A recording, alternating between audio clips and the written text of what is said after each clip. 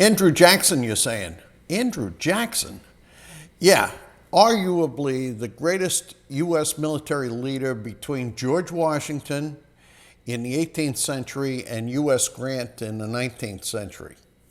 Now, and I'm going to tell you why in this video, and if you've watched any of my videos in this series, you know that you're not going to get bogged down with a lot of details and external facts and things like that. It's more or less just the high points, and it's coming from somebody who simply likes to read a lot of history.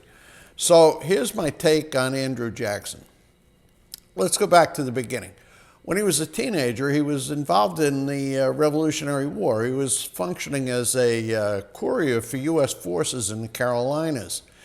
He got caught by the Brits. Some British officer told him to shine his shoes, and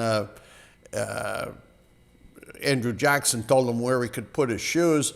That officer slashed him with a saber, left him with a scar, and I'll tell you from that, and also the fact that the Brits killed two of his brothers, I guess. He ended up with a lifelong hatred for the Brits.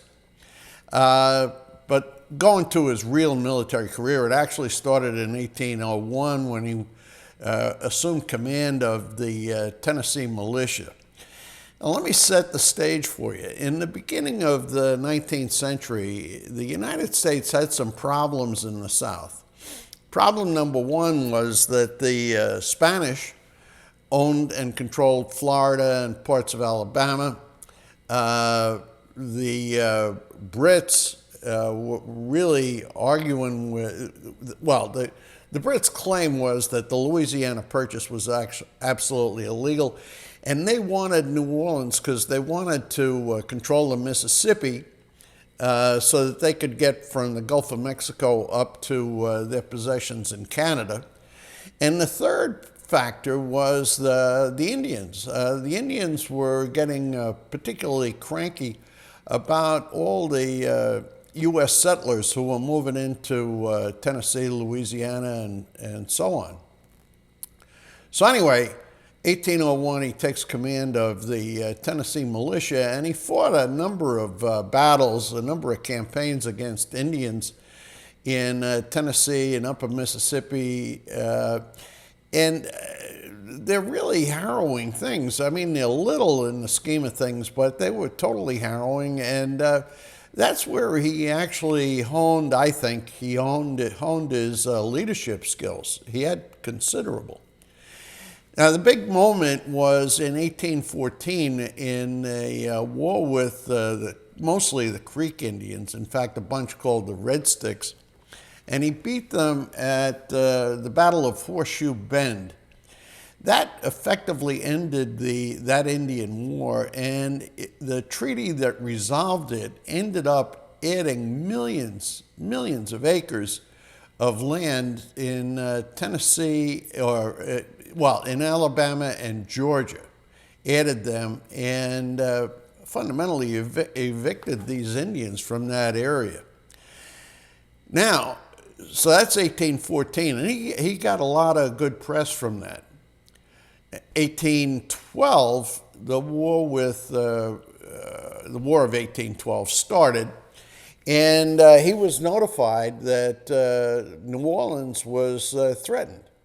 And that was when he fought, well, in 1815, he fought the Battle of New Orleans, which is the crowning jewel, so to speak, in his military career. Now, the interesting thing, a couple of interesting things about the Battle of New Orleans. First off, he was fighting the Brits, and not just any Brits. He was fighting elements of the army that had defeated Napoleon at Waterloo. In fact, their commander was a guy named Lord Pakenham, who got killed in the battle, and he was one of Wellington's #1 guys. The victory in New Orleans was totally one-sided. Thousands of casualties on the side of the Brits, and in fact, British doctors noted the fact that most of their casualties were hit with headshots.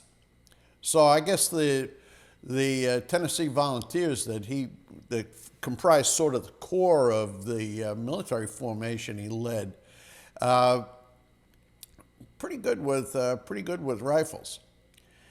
Uh, Now, what happened by winning the Battle of New Orleans, that resulted in the fact that both the British government and the U.S. government actually ratified the Treaty of Ghent.